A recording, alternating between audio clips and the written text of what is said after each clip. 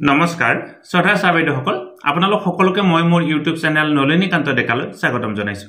ছাৰবাইদেউসকল 2023 চনৰ গুণোৎসৱৰ ৰিজাল্ট আৰু 2024 চনৰ গুণোৎসৱৰ ৰিজাল্ট বা 2023 চনৰ A+ পোৱা বিদ্যালয়ক যি পুৰস্কাৰ প্ৰদান কৰা হ'ব বা 2024 চনৰ গুণোৎসৱত A+ পোৱা বিদ্যালয়ক পুৰস্কাৰ প্ৰদান কৰা হ'ব তাক লৈ এটি অকমান খেলিমেলিৰ সৃষ্টি হৈছে। আজি ভিডিঅটোৰ জৰিয়তে এই কথাখিনি কবৰ কাৰণে চেষ্টা কৰিম।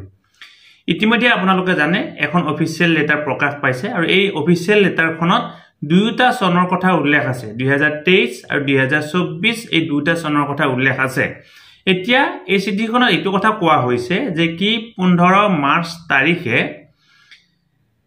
12047 খন বিদ্যালয় যিবিলাক বিদ্যালয়ে 2023 চন অৰ্থাৎ ইয়াৰ আগৰ বৰ্ষত অৰ্থাৎ ৰাউণ্ড 4 নম্বৰ ৰাউণ্ডৰ যি গুণোৎসৱত A+ পাইছিল তেনেকুৱা ধৰণৰ বিদ্যালয়বিলাকক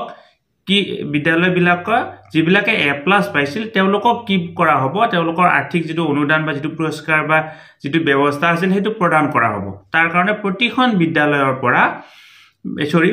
ডিষ্ট্ৰিক্টৰ পৰা 20 জনকৈ প্ৰধান শিক্ষক বা নোডেল টিচাৰক তেওঁলোকে আমন্ত্ৰণ জনোৱা হৈছে।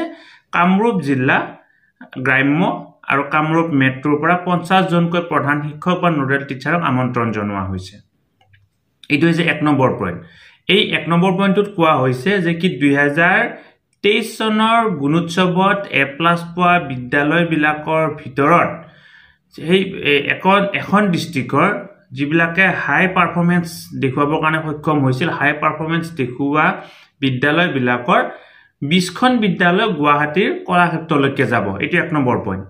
2 নম্বৰ পইণ্টটো হৈছে সেই দিনটোতে যেহেতু সেই দিনটোত গুণোৎসৱৰ লগত জড়িত কাৰ্যসূচী থাকিব, গুণোৎসৱৰ আৰ্থিক অনুদানৰ বিতৰণৰ কাৰ্যসূচী থাকিব, সেই দিনটোতে 2024 চন অৰ্থাৎ আমাৰ এই চনটোত জানুৱাৰী আৰু ফেব্ৰুৱাৰী মাহত যি গুণোৎসৱ অনুষ্ঠিত হৈছিল, এয়া মাৰ্চৰ মাহ চলি আছে, জানুৱাৰী মাহত আৰু ফেব্ৰুৱাৰী মাহত যি গুণোৎসৱ অনুষ্ঠিত হৈছিল এই গুণোৎসৱৰ ৰিজাল্ট ঘোষণা কৰা হ'ব। অৰ্থাৎ 2024 চনত ৰিজাল্ট ঘোষণাহে কৰা হ'ব।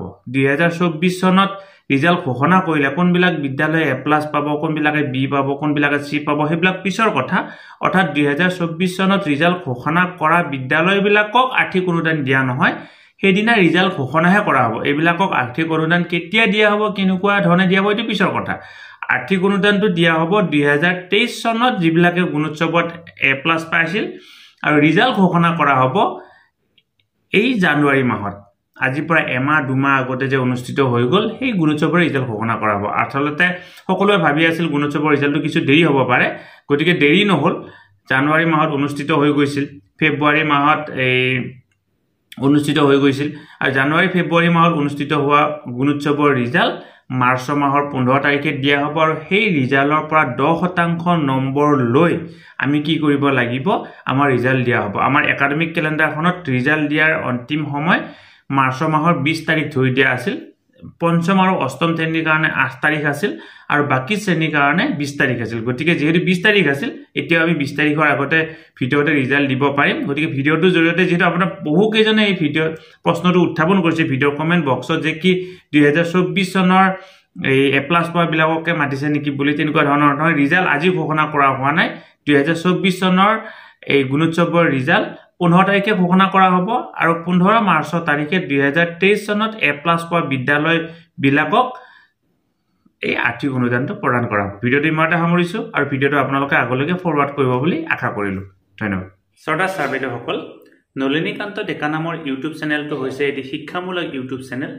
এই চেনেলটোৰ জৰিয়তে আমি শিক্ষক, ছাত্ৰ ছাত্ৰী, অভিভাৱক আৰু বিদ্যালয়ৰ কাৰণে উপযোগী কিছু ভিডিঅ' প্ৰস্তুত কৰিবৰ কাৰণে চেষ্টা কৰোঁ। আপুনি যদি আজি পোনপ্ৰথমবাৰৰ কাৰণে এই চেনেলটো চাইছে, অনুগ্ৰহ কৰি চেনেলটো ছাবস্ক্ৰাইব কৰিব আৰু অল নটিফিকেশ্যন প্ৰেছ কৰি থ'ব।